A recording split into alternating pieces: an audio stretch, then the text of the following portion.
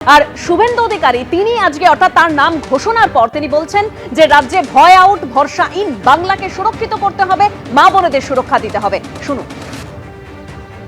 ভয় আউট ভরসা ইন, কবিগুরুর কথায় কবির ভাষায় চিত্ত যেথা ভয় শূন্য, উত্থ যেথা সেই জ্ঞান যেথা মুক্ত, গৃহের প্রাচীর আপন প্রাঙ্গণ তলে দিবস সর্বরি বসুধারে করে নাই খণ্ড ক্ষুদ্র করি, মুক্ত করো ভয়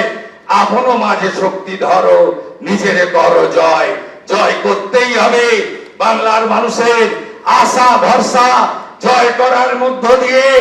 আমাদেরকে 46% নয় আগামী নির্বাচনে